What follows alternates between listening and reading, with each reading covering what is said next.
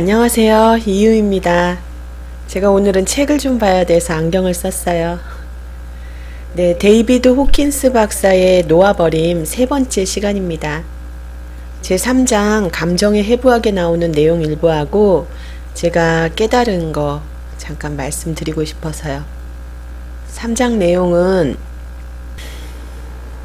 인간의 주된 목적은 생존이라는 사실을 누구나 다 알고 있는데요. 저자는 인간이 가장 두려워하는 것은 경험할 수 있는 능력을 잃어버리는 것이라고 말해요. 그런 일이 없게끔 사람들은 몸의 생존에 온갖 관심을 기울인다는 거죠. 자신이 곧 몸이고 따라서 존재를 경험하기 위해서 몸이 필요하다고 생각하는 거죠. 이렇게 스스로 육체라는 틀 안에서 개별적이고 한계가 있는 존재라고 여기기 때문에 결핍감과 스트레스가 발생된다고 얘기해요. 그래서 외부에서 이런 결핍을 채워줄 무언가를 계속 찾고 있는 거죠. 즉, 사람은 그로 인해서 취약함을 느끼게 되는 거예요. 계속 외부에서 뭔가를 찾게 되니까요. 추우면 옷을 입어야 되고, 배고프면 밥 먹어야 되고, 졸리면 자야 되고. 그래서 자신이 독자적으로 그냥 있는 존재가 아니고 불충분한 존재라는 것을 항상 인식하고 있다는 거죠. 마음이라는 것이 생존 기제이고 이런 생존 방법으로서 감정이라는 것을 사용하게 되는데요.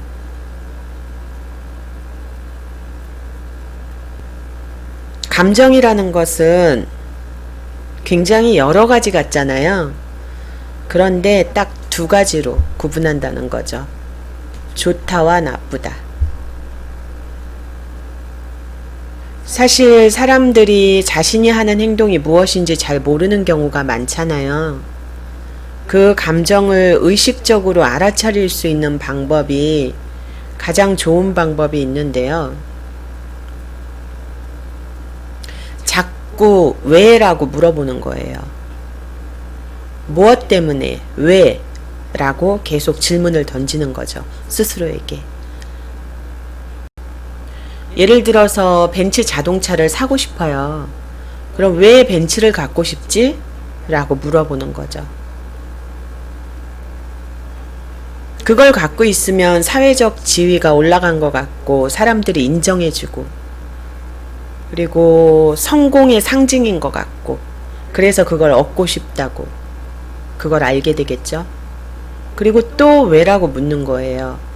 왜 나는 사람들에게 인정받고 성공하고 싶지? 안전하다고 느끼고 싶은 거죠. 안전하다고. 인간의 기본 욕구는 안전이니까. 그럼 왜 안전하고 싶은 거지? 뭐 때문에 안전하고 싶은 거지? 또 묻는 거죠. 자꾸 물으면 계속 왜 안전하고 싶겠어요? 불안과 불행, 성취 못한 것에 대한 결핍감이 있기 때문에 안전하고 싶은 거죠. 행복을 추구하려는 그 감정 자체가 기본적으로 공포를 일으키는 원인이 된다는 거예요. 저자는 이렇게 말해요. 데이비드 호킨스 박사는 인간의 의식 수준을 1부터 1000까지 수치로 분류해서 아주 유명하잖아요. 의식 지도를 만들었죠. 이것은 데이비드 호킨스 박사 이전 저서 의식혁명이라는 것에 책에 자세히 나와 있어요. 간단히 소개를 하자면 잘 보이시죠? 네. 지금 1부터 1000까지 이렇게 나와 있는데요. 이 표는 꼭 한번 말씀드리고 싶었어요. 왜냐하면 우리가 부를 측정할 수 있는 거는 눈에 보이는데 인간의 의식을 측정할 수 있는 거는 그동안 없었거든요. 근데 데이비드 호킨스 박사로 인해서 이게 기준표가 됐고 700부터 1000은 예수님, 부처님 등 깨달으신 분들 말씀하시는 거고요. 600 정도가 이제 평화예요. 이 수준은 그대로의 완전함, 지극한 행복, 모든 일이 수월하게 돌아간대요. 모든 존재의 일체성을 경험할 수 있대요. 네. 신약 성경에 나오는 모든 이해를 뛰어넘는 평화처럼 만물의 분리를 넘어서고 지성을 넘어선 비이원성의 상태, 하나라는 거죠. 광명이나 깨달음으로 묘사하고 인간의 영역에서 매우 드물게 존재한다는 거죠. 얼마나 좋을까요? 540 환희예요. 기쁨, 환희. 무조건적이고 변함없는 사랑의 상태. 상대의 처지나 행동에 구애받지 않는 상태죠. 만물에서 보이는 강렬한 아름다움으로 온 세상이 빛난대요.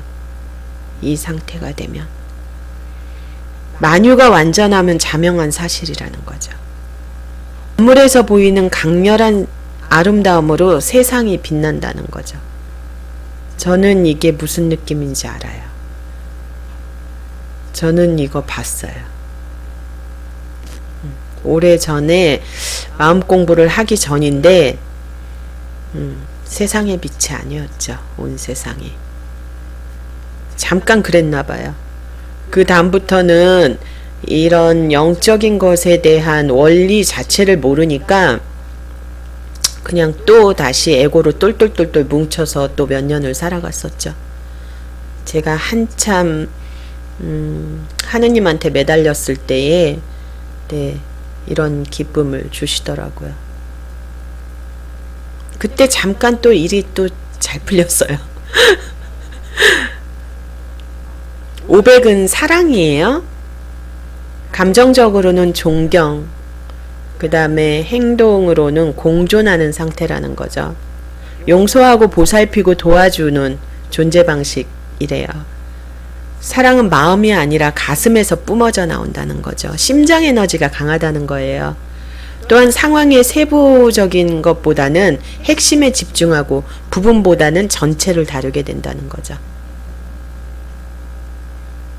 자, 400. 500하고 400 요 수준에는 많은 분들이 계신 것 같아요. 굉장히 부유하면서도 선한 영향력을 행사하시는 분들 많이 있잖아요. 그런 분들 정말 부럽죠. 저도 언젠가는 그렇게 살고 싶습니다. 400은 이성이에요. 인간을 다른 동물과 구분짓는 특징이죠. 이는 사물의 요점을 보고 개념을 만들어서 감정에 치우치지 않고 빠르고 정확하게 판단하는 능력이래요. 이성은 특히 문제 해결에 매우 유용하고요. 과학과 철학, 의학, 논리학 등 그런 학문들이 이 수준에 속한대요. 자, 350 포용, 받아들임이에요. 우리가 지금 내려놓은 받아들임 이거 공부하고 있잖아요. 예. 이 책에 나오는 온전히 받아들이고 놓아버리고 이렇게 할 수 있으면 우리가 한 350 정도까지는 의식 수준이 올라가는 거예요. 이 수준의 에너지는 태평하고 느긋하고 타인과 잘 어울리고 유연하며 대인관계의 폭이 넓고 거리낌이 없대요. 삶은 좋은 것이래요. 당신도 나도 좋은 사람이다. 나는 우리가 모두 다 같이 연결되어 있다고 느끼고 있다. 삶에 주어진 여건대로 살아간다. 남을 탓하거나 삶 자체를 탓할 이유가 없다. 그냥 이렇게 듣기만 해도 너무 편안하죠. 우리가 350 정도까지는 한번 올라가 봤으면 좋겠습니다. 자, 310. 자발성이에요. 감정적으로는 낙관적이고 친절하죠. 이 수준의 에너지가 생존에 도움이 되는 이유는 어떤 삶이 펼쳐지든 긍정적인 자세로 달갑게 맞이하기 때문이래요. 모든 처한 상황들을. 모두에게 호의적이고 협조적이고 누군가를 돕고 싶어 하고 무언가 봉사할 길을 찾는다. 250. 중립.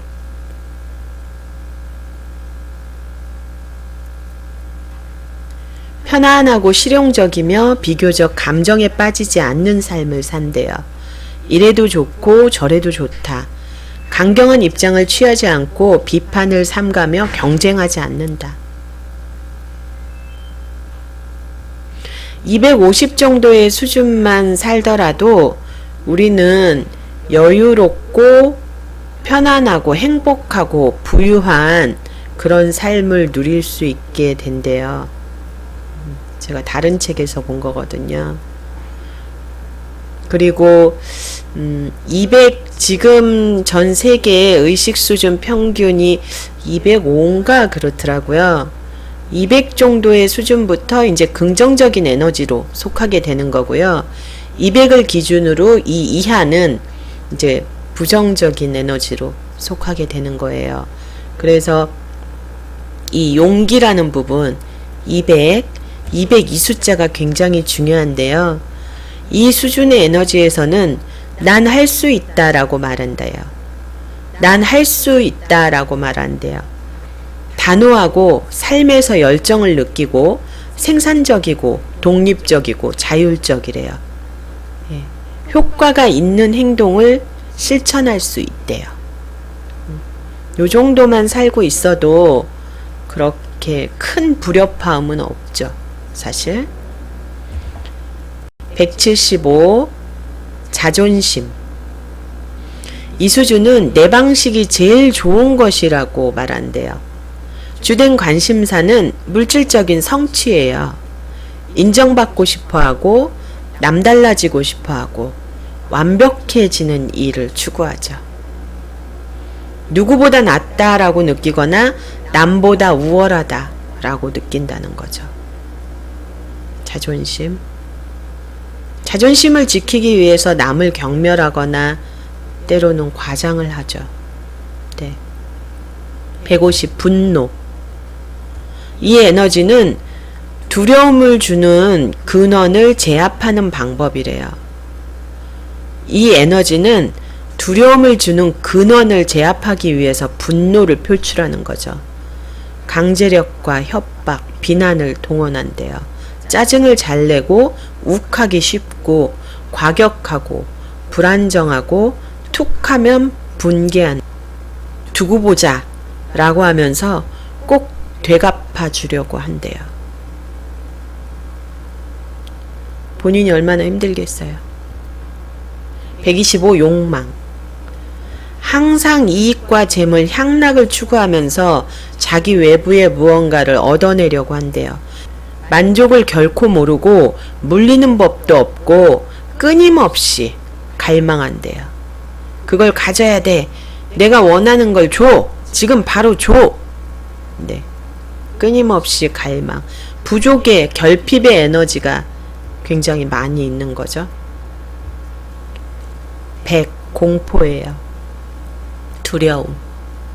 근심 걱정에 쌓여 있죠. 이 에너지는 모든 곳에 위험이 있다고 생각한대요. 사람을 피하게 되고 방어적으로 되고 안전에 집착하고 사람에 대한 소유욕과 질투심이 강하게 되고 제대로 쉬지도 못하고 불안하고 늘 바짝 경계하고 있는 그 상태가 바로 두려움입니다. 두려움이 있으니까 자꾸 피하게 되겠죠. 75. 슬픔이에요. 예, 비탄한 감정이죠.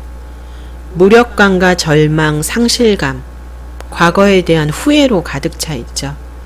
무언가를 하기만 했어도 하는 심정인 거예요. 소외와 우울, 슬픔을 느끼게 되죠. 나고자가 돼버리죠. 더 이상 어쩔 수 없다. 포기하죠. 75 슬픔. 이 밑에 거 읽으니까 기운이 쭉쭉 빠져요. 50 무기력. 무의욕이요. 무기력. 절망하고 포기하죠. 네. 이 에너지의 특징은 가망이 없어 보이고 죽은 듯 무기력해 보여요. 보기만 해도 기운 빠져요. 제가 지금 드린 말씀이에요. 옴짝달싹 못하는 상태와 난 못해. 내가 할 바 아니야. 라는 감정이죠. 이런 사람들은 대부분 다 가난하죠. 가난을 벗어날 수가 없죠. 그 다음에 30 죄의식이에요. 죄책감. 이 에너지 장에서는 누군가에게 벌을 주고 싶거나 스스로 받고 싶어 한대요. 무의식적으로. 네. 벌을 받고 싶어 하는 사람이 어딨어? 라고 말하실 수 있겠지만 무의식에서는 나는 자격이 없어. 나는 벌을 받아야 해. 내가 잘못했어. 그 결과 자기 거부와 자기 학대, 자기 파괴에 빠지고 회왕과 낙심에 찬대요. 다 내 탓이야. 사고를 잘 당하고 자살행위를 하고 자기 혐오를 하고 사악하게 타인에게 뒤집어 씌우고 그런 투사현상도 나타난대요. 육체적 질환이 원인이 되는 경우가 많대요. 시민성 육체적 질환인 거예요. 네, 마음의 병이 돼서 그래서 몸이 아프게 되는 거죠. 그 다음에 20 수치심. 이게 제일 낮은 에너지장이죠. 네, 창피해서 고개를 떨군다. 말 그대로예요. 이 에너지는 굴욕이 특징이래요. 건강에 파괴적인 영향을 주고 자신과 타인을 모질게 학대한대요.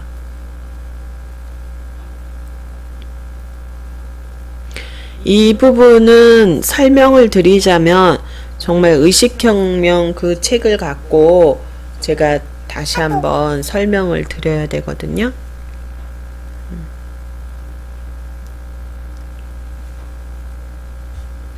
감정의 진화 수준이 높아질수록 삶도 모든 면에서 좋아지고 주변의 모든 생명에 힘을 불어넣는다는 거죠. 부정적인 감정들을 인정해 항복하게 되면 보다 자유로워지면서 감정 수준도 올라가고 결국에는 긍정적 감정을 주로 경험할 수 있게 된다는 거죠. 내가 긍정적인 감정을 끌어올리기 위해서는요, 이런 부정적인 감정들을 다 놓아버려야 돼요. 이 표는 꼭 설명드리고 싶었는데요. 이 표는 제가 냉장고에다가 붙여놓고 매일매일 보면서 다짐하고 저도 그렇게 하고 있거든요.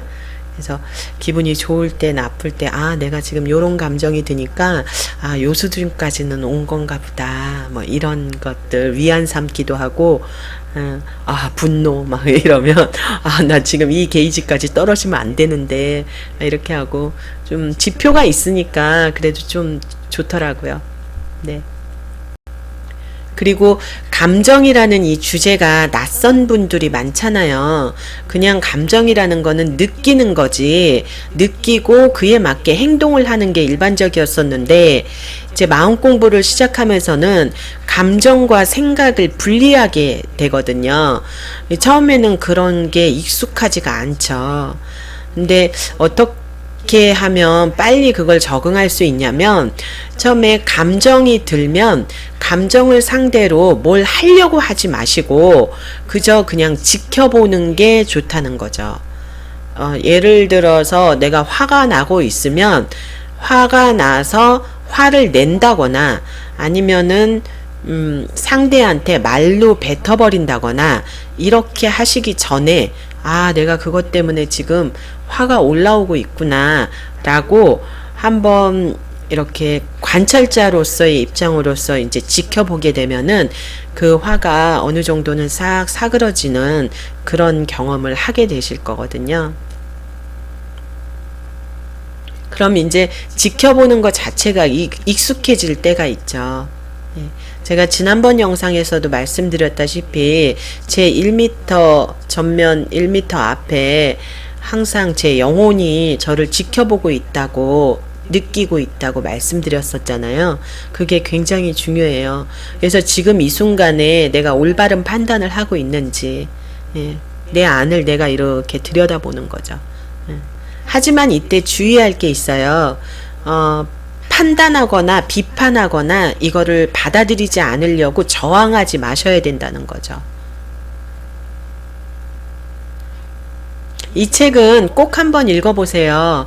행간에서 묻어나는 작가의 통찰이나 지혜 정말 고스란히 느껴지고요. 그리고 어떻게 해서든지 상세하게 설명을 해주려는 노력하고 사랑 이런 게 느껴지는 책이에요. 영적인 부분에 있어서 데이비드 호킨스 박사를 정말 전 세계적으로 다 인정해주고 있잖아요. 제가 영적으로 자랑할 만큼 앞선 사람도 아니고요. 뭐 영성책을 몇천 권씩 읽은 사람도 아니에요. 뭐 끽해봐야 뭐 한 100권은 읽은 것 같네요. 근데 유튜브에도 이 책에 대한 리뷰가 다른 유튜버 분들이 리뷰해 놓은 게 또 많이 있거든요. 그래서 책을 직접 사서 읽기가 싫으신 분들은, 예, 찾아보시면 도움이 또 많이 되실 거예요.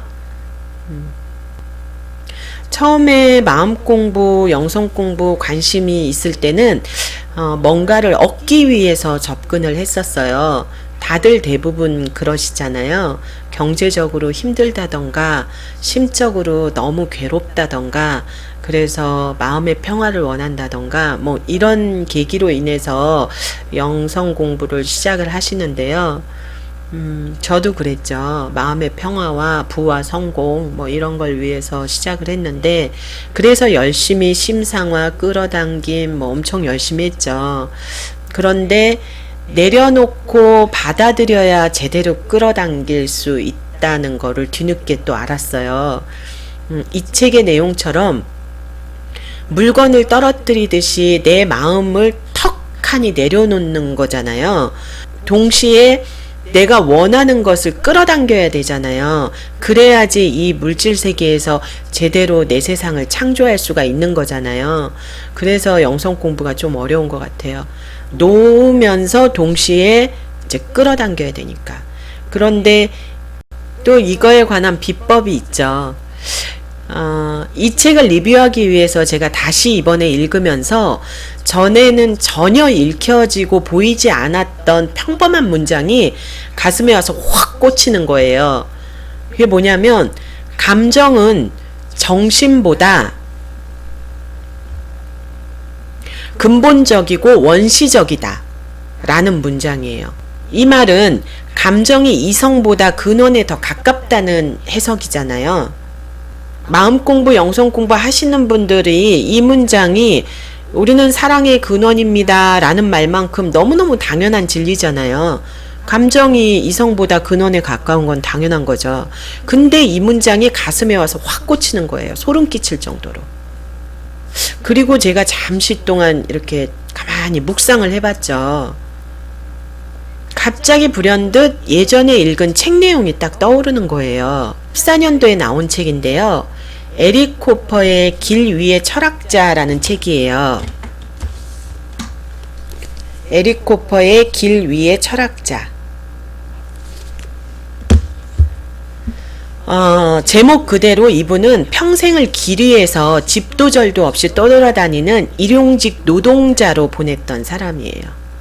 일용직 노동자인데 본인 스스로 정규교육 하나도 받지 않고 독서와 사색으로만 세계적인 사상가 배열에 올라섰죠. 7살 때는 사고로 또 시력을 완전히 잃게 돼요. 그러면서 어머니도 잃고 굉장히 비참하고 불행한 유년 시절을 겪었죠. 그리고 15세 때 기적적으로 시력이 회복되면서 그때부터 이제 책을 읽기 시작을 하는데 평생 노가다를 하면서 길거리에서 정말 그 책을 읽기 굉장히 힘든 환경이잖아요. 그럼에도 불구하고 끊임없이 읽어가면서 통찰하고 깨달은 그런 자서전 같은 책이 좀 아까 보여드렸던 기류의 철학자라는 책이거든요. 제가 이 책을 2014년도에 읽으면서 정말 와, 뭐 이런 사람이 다 있냐? 와, 어떻게 이런 통찰을 할 수가 있지? 예. 굉장히 많았어요. 이 책 굉장히 좋은 책이거든요. 성장 과정에서 빈민가로 떨어져서 이 사람이 굶주림 속에서 그 자유로움을 느끼게 되는 그 대목이 나와요. 3일을 굶었죠. 먹을 게 없으니까요. 그것도 길거리에서. 예. 그 굶주림 속에서 뭐 집도 절도 없으니까 공원에서 지냈을 거 아니에요. 근데 공원에서 이렇게 비둘기들이 많죠. 근데 비둘기가 교미하는 광경을 보는 거예요. 딱 목격하고 정신없이 그거를 이렇게 보고 있다가 본인이 배고프다는 거를 잊어버렸어요. 그 자기가 배고픔을 잊고 있음을 깨달으면서 거기서 황홀경을 경험한 거예요. 아, 주의를 다른 곳으로 돌리면 그것을 잊을 수 있구나 라는 것을 깨닫게 된 거죠. 이 문장이 문득 떠오르는 거예요. 제가 아까 이 내려놓음 책에서 감정은 정신보다 근원이고 원시적이다 라는 문장을 보면서 묵상하다가 이 대목이 딱 떠올라서 책장에서 책을 꺼내서 찾아보니까 그 부분에 아주 뭐 굵게 밑줄이 쫙 꺼져 있더라고요. 제 뇌리 속에 박혀 있는 거죠. 제가 되게 좋아하는 말은 인생의 해답은 죽기 전에 죽는 것이다 라는 말을 되게 좋아하거든요. 이 말은 육체적 한계나 에고의 생각 같은 거를 완전히 잊어버리게 되면 죽은 것처럼, 이 육체가 죽은 것처럼 완전히 잊어버리게 되면 이 육체를, 그러면 죽기 전에 거듭난다 라는 얘기예요. 죽기 전에 죽는 것이다. 인생의 해답은 죽기 전에 죽는 것이다. 육체적 한계와 에고의 생각 완전히 버려라. 그러면 참나를 만나게 될 것이다. 이런 얘기죠. 이게 제 인생 화두죠. 참나를 만나는 방법은 사실 여러 가지 경로가 있대요. 저도 소원이니까 많이 해봤어요. 쉽지 않죠. 명상, 뭐 거울 명상, 끌어당김, 감응력, 뭐 호흡법, 뭐 이거저거 굉장히 많이 해봤죠. 근데 꾸준히 하기도 쉽지도 않고, 그리고 일상적으로 하기도 쉽지도 않고, 제일 쉬운 것은 그나마 이제 거울 명상. 제가 다음번에 루이세이의 미러 이제 리뷰해 드릴 건데요. 거울 명상, 뭐 부담 없이 좀 하실 수 있을 것 같고요. 그리고 제일 쉬운 게 관찰자의 입장, 관찰자의 시선으로 나를 바라보는 거 하고, 그리고 몰입인 것 같아요. 무언가에 몰입하는 거예요. 책을 읽다가, 뭐 설거지를 하다가, 샤워를 하다가, 문득 거듭나시는 분들 굉장히 많이 있더라고요. 근데 그런 몰입의 경험을 하잖아요. 그러면 몇 시간이 그냥 몇 분처럼, 몇 초처럼 그냥 훅 지나가 버리잖아요. 시공간의 개념이 없어지는 거죠. 우리나라 책 중에서 몰입을 할 수 있는 방법, 그 경지를 소개한 몰입 전문가라고 하는 분이 서울대학교의 황농문 박사님이 계세요. 그분이 1990년대인가 그때 이제 몰입 신디룸을 일으키신 분이거든요. 근데 이것도 제 에피소드긴 한데요. 제가 이분을 알고 나서 이분 책이랑 강의랑 이런 거에 막 정말 몰입하고 있을 때에 3년 전쯤 됐어요. KTX에서 황농문 박사님 뵀어요. 이분 어디 가면 만나, 어디 가면 만나, 막 이러면서 굉장히 열렬하게 이분의 어떤 가르침이라든가 아니면 몰입의 어떤 그 경험담이랄까 이런 것들을 갈구하고 있을 때 KTX에서 황농문 박사님 뵀어요. 신기하죠? 유튜브에도 강의 많이 올라와 있으니까 검색해 보시고요. 예, 책이 단종되지 않았으면 책도 한번 꼭 읽어 보시고요. 영성책에서는 내면의 평화도 갈구하지 말라 그러거든요. 내면의 평화도 이렇게 저처럼 막 소원이에요, 소원 이렇게도 하지 말래요. 그것조차도 내려놓으라고 하죠. 참나를 만나고 말겠다 이런 것조차도 집착이기 때문에 저항감이 생기고 그 저항감 자체가 부정적인 결과를 만든다는 거예요. 그러니 그저 올라오는 욕구나 그저 뭐 느껴지는 감정이나 모든 것들에 항복하라고 얘기하는 게 이 책 내려놓음의 핵심인 거죠. 그럴 수 있는 가장 쉬운 방법을 저는 몰입이라고 추천해 드리고 싶습니다. 모든 것을 다 잊어버리고 무라일체가 될 수 있는 그런 경지. 그게 어떤 일이 됐건. 그 길에게 길을 묻다 하봉길 감독님 항상 말씀하시잖아요. 마음이 심란할 땐 바늘쌈지부터 정리하라고. 정말 공감해요. 여러분 제가 책을 다 리뷰를 해드리고 싶은데요. 처음에 책 한 권 씹어먹기라는 카테고리를 만들 때에 읽지 않아도 될 만큼 정말 저의 경험과 이런 저의 재해석과 이런 것들을 겸해서 잘근잘근 씹어먹게끔 그렇게 강의를 준비해야 되겠다라고 생각을 했었어요. 그런데 진행하면서 조금 생각이 바뀌는 부분이 물론 저작권 문제도 있고요. 그리고 제가 이런 영상을 준비하면서 읽은 책을 두세 번, 서너 번씩 또 읽게 되잖아요.